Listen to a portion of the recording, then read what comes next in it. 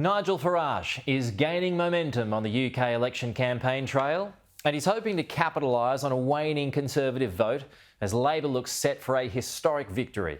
Sky's Ian Woods travelled with the popular right-wing candidate who met constituents in Essex. After 7 failed attempts to get elected to Parliament, could Nigel Farage finally be heading to Westminster? His Reform Party is just behind the ruling Conservatives in the polls, though they'll struggle to turn votes into seats. Back in 2015, in the general election, I led UKIP. We got 4 million votes and 1 seat. I mean, never in the history of politics have so many people voted for something for so little reward. It's tough, but we're going to get many, many, many, many more votes than 4 million. Of that, I'm pretty certain. Many, many more votes. The constituency he wants to represent is Clacton, a seaside town which faces continental Europe and whose residents voted overwhelmingly for Brexit.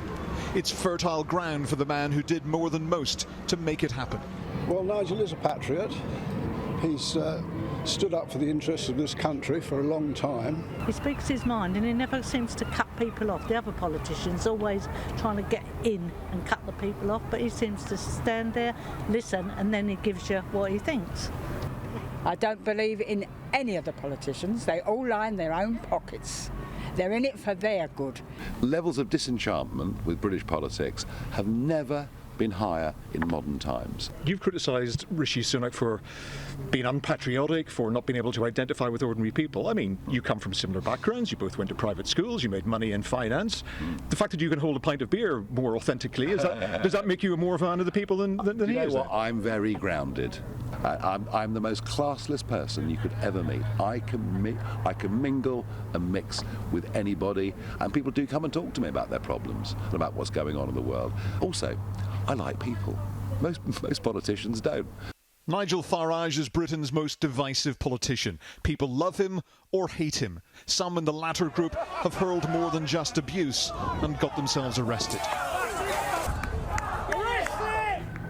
While Britain seems certain to elect a Labour government in 3 weeks' time, Nigel Farage is looking several years into the future. He hopes the Conservative government is so beaten and demoralised after the election that he emerges at the forefront of a new right-wing movement. Don't you win elections in the centre ground? Because you're trying to pitch your appeal to the right of the Conservative Party. If you really want to change this country, if you really want power, don't you have to embrace everybody and try to bring them with you? The centre ground. Oh yeah, believe in nothing. I see. Yes, very good. No, it's nonsense. It's nonsense. Look, they said campaigning to leave the European Union was right wing, but it wasn't, was it? It got a majority vote in a referendum, despite everyone called me a nutter for 20 years, and it then got Boris an 80-seat majority.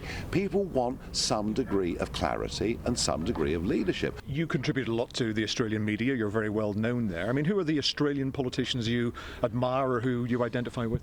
Who stopped the votes?